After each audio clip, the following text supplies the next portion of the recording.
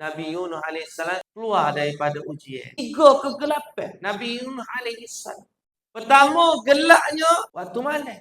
Yang kedua, gelaknya duduk dalam perut ikan pula. Ikan besar. Yang ketiga, ikan tadi, ulama sebut dia tak nyelai kok datang-datang. Yang nyelai dasar lautan. 3 kegelapan.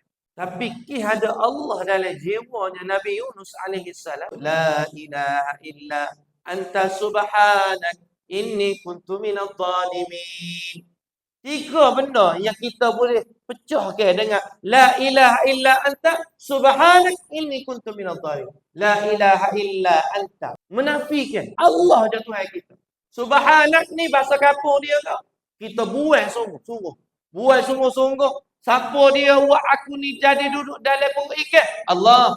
Siapa susung biar aku ni boleh duduk dalam perut ikan ni? Allah. Siapa susung hidup aku? Allah. Tu subhan. Inni kuntu minadh dhalimin.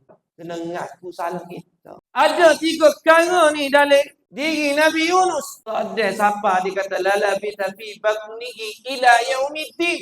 Tuhan sebut dalam surah Safat. Lalulah Nabi Yunus alaihissalam tidak menyebut tasbih ini. Nascaya Nabi Yunus akan duduk dalam perut ikan tu sampai ke hari kiamat.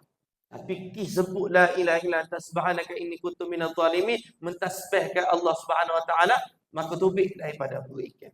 Patut kita nak belajar apa dalam hidup kita tentang kisah ni pun. Kadang-kadang dalam hidup kita ni, Tuhan ujian siapa kau bukan gelap biasa gelap. Gelap zulumat tu gelap gelemak. Siapa tahu nampak kau sekali. Ustaz, ayo mai ajak tu. Duk baca tu la ilaha illa anta subhanaka inni kuntu minadh dhalimin. Tak jadi juga. Dah, itu baru sepih dia. Permulaan nak buka. Sikit buka pintu. Gelap gelemak ni. Buka pintu sikit. Dapat cahaya sikit. Nak dapat cahaya, betul-betul cahaya, nak suruh Tuhan akad ujian kita, maka kita kena sebutkan apa nama? Siapa buat mari ujian kat aku ni? Allah. Siapa boleh akad ujian kat aku ni? Allah. Tak ada orang lain, Tuhan. Siapa susung jadi hidup aku ni gini. Bertalu-talu ni? Allah. Ada jangkit tu, insya-Allah Tuhan akad-akad. Itulah sebenarnya tujuan Tuhan ni buat mari. Kalau mu nak doa, ni cara doa. Allah Tuhan ni baik, dia ajar sesuatu.